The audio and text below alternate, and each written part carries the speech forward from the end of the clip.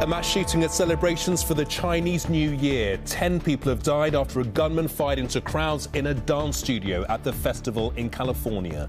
The suspect is still at large. It is horrible that such a thing could occur at a time of celebration for so many in the AAPI community and in the Asian community worldwide. Also, allegations of more Conservative Party corruption.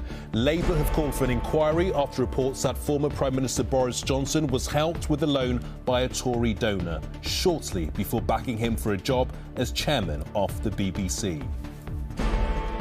And a royal concert with world-class performers. We get a sneak peek at plans for the King's coronation.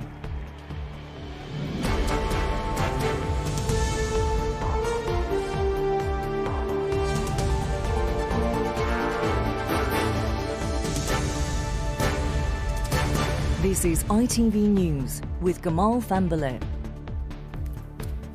Good evening. It was an event to welcome the Lunar New Year, the most important holiday in the Chinese calendar. Tens of thousands of people had gathered in Monterey Park near Los Angeles to celebrate with friends and family. But the festival ended in tragedy, with one of the worst mass shootings in California's recent history. 10 people were confirmed dead at the scene, and at least 10 more were taken to hospital, some in a critical condition. The suspect is an Asian male, and he is still at large. Chloe Keedy reports. In downtown Monterey Park in California, the Lunar New Year was welcomed in with the sound of police sirens. An hour earlier, these streets had been the scene of celebrations. But not long after 10 p.m, a man started shooting in a ballroom dance club. He killed 10 people before running away. Police officers have described arriving at the venue to find people pouring out of it, screaming. There is a male suspect that fled the scene and remains outstanding as of this moment. Our very preliminary description has been described as a male Asian. We are utilizing every resource to apprehend this suspect in what we believe to be one of the county's most heinous cases. He said at least 10 people were taken to hospital, where some are tonight in a critical condition. Earlier on, tens of thousands had been gathered at an event to celebrate Lunar New Year. Monterey Park is a predominantly Asian American city a few miles east of Los Angeles. Police say they don't yet know what the suspect's motive was. For now, their first job is to find him. I hope that we can make a determination as to whether this was a hate crime. Horrible that such a thing could occur at a time of celebration for so many in the AAPI community and in the Asian community worldwide. It's America's deadliest shooting since May last year, when 21 people were killed in a school in Uvalde, Texas. The massacre in Monterey Park is the 5th mass killing in the United States just this month. Police are trying to work out if it's connected to another incident in another ballroom nearby. They say a male Asian suspect walked in with a firearm before having it wrestled off him by people inside. Today, residents of Monterey Park are waking up to a crime scene and the horrible realisation that somebody came here to kill people, but they still don't know who or why. Chloe Keedy, ITV News. Well, here, 2 people have died in a serious crash involving 8 vehicles on the M40 southbound road between junction 4 and 5 in Buckinghamshire. Thames Valley Police said 12 more people were injured, 2 seriously, in the accidents that happened just after 8 this morning. A woman in her 60s and a man in his 70s died at the scene. Now, Labour is calling for a parliamentary investigation into claims the chairman of the BBC helped Boris Johnson secure a guarantee on a loan worth £800,000 weeks before the then Prime Minister recommended him for the role. A report in the Sunday Times says that Tory donor Richard Sharp got involved when Mr Johnson found himself in financial difficulty in late 2020. It is the latest headache for the Conservatives. Their party chairman, Nadhim Zahawi, is still under pressure to clear up questions over his tax affairs. Our political correspondent, Carl Dillon, reports. I'm too honoured. He's no longer Prime Minister, of course, but Boris Johnson still gets a warm welcome in Kyiv and still attracts scrutiny of his personal affairs at home. Today, the Sunday Times reporting that a large loan was organised for him with the help of Richard Sharp, the man he was about to appoint as chair of the BBC. There have been many people in the past who have had senior roles at the BBC who have political affiliations and have been politically active. That's neither unusual or inappropriate. But none of them were sorting out a loan for the Prime Minister during the appointment process. The fact that Richard is an incredibly experienced and effective leader of a large organisation is what qualified him to be put forward as chairman of the BBC. Mr Sharp had introduced businessman Sam Blythe, who was offering to guarantee the Prime Minister's loan, to the head of the civil service. But he told the Sunday Times, "There is not a conflict," when I simply connected, at his request, Mr Blythe with the Cabinet Secretary and had no further involvement whatsoever. Labour has referred Boris Johnson to the Parliamentary Standards Commissioner because none of this was declared in his register of members' interests.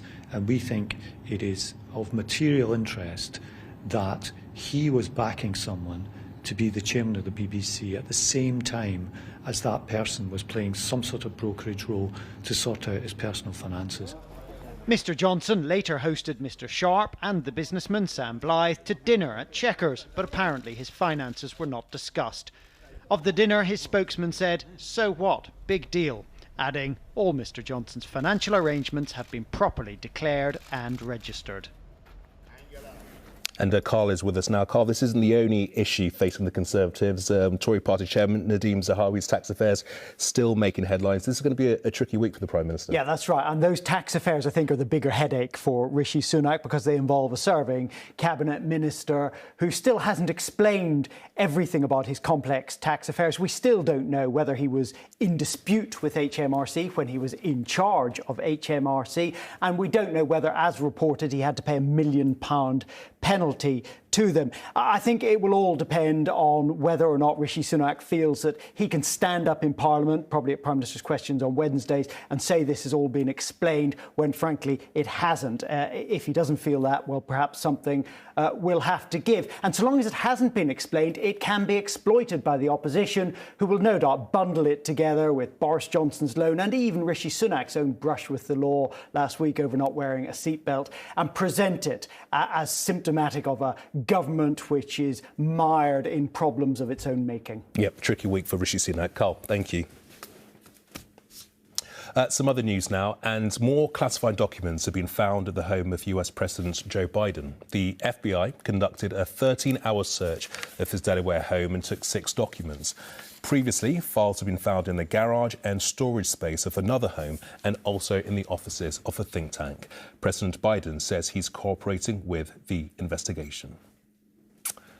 And Peru has closed its famous tourist site of Machu Picchu indefinitely over the ongoing protests against the country's new president. The government says it closed the site to protect tourists and citizens. The country has seen violent protests since the impeachment of their outgoing president, Pedro Castillo. Now, thousands of fans, film stars and legends from the world of music made their way to Graceland today for the funeral of Lisa Marie Presley. God rest our souls. Alanis Morissette was among the musicians who paid tribute at the memorial service. Presley will be buried at the Memphis estate next to her father Elvis and her son Benjamin. The Duchess of York, Sarah Ferguson, said it was a great honour to pay tribute to her dear late friend, who she affectionately called Sissy. So, Sissy, this is for you with affection.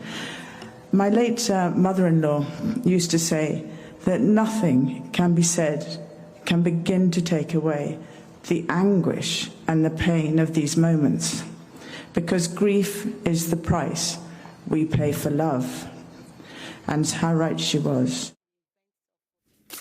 Now, we have been given a snapshot of how the country will celebrate the King's coronation in May.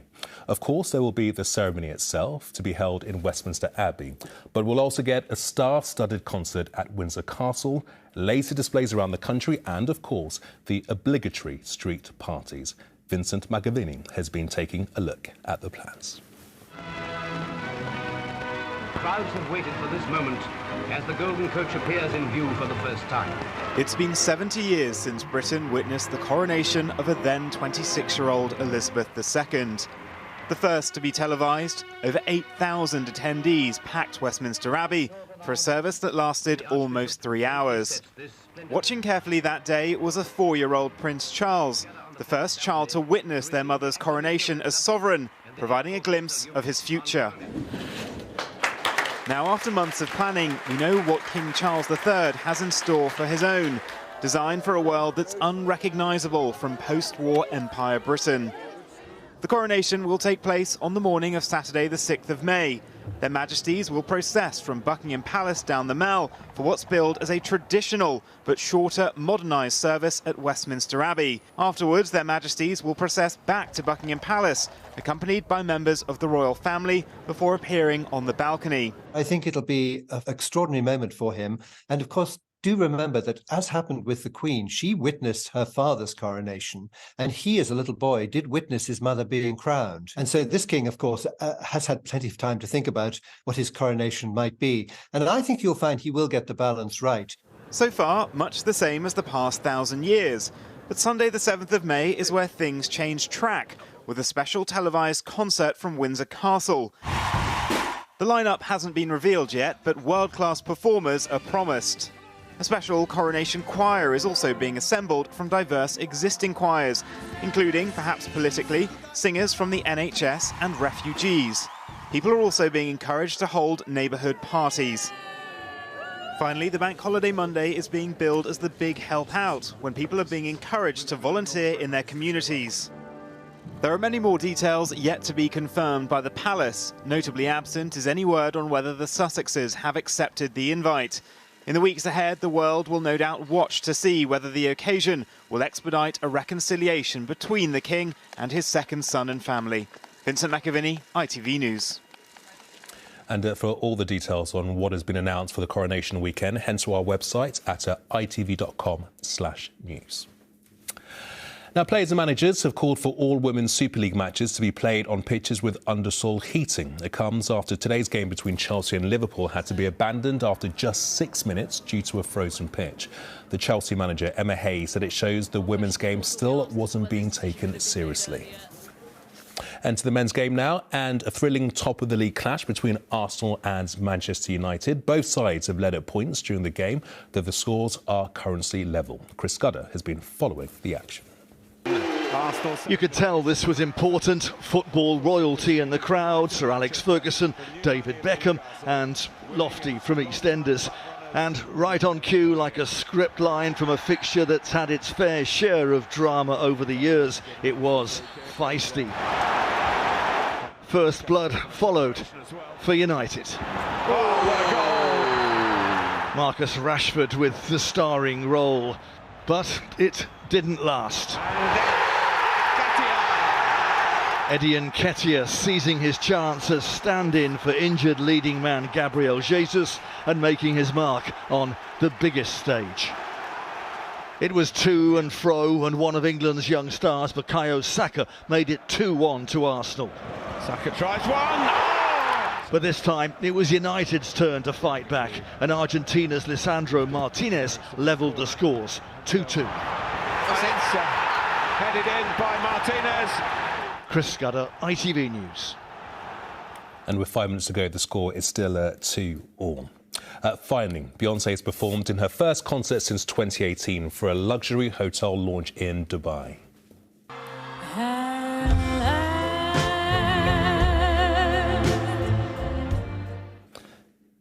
The music icon opened with a cover of Etta James's At Last and was joined at one point by her 11-year-old daughter Blue Ivy for a duet. It's rumoured she was paid $24 million for the exclusive show.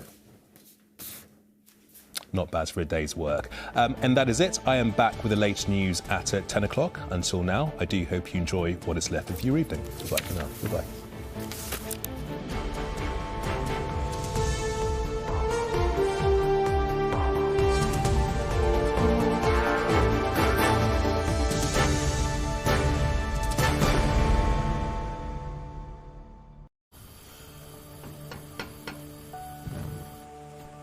It's a cold and wet outlook, with some heavy downpours throughout the day.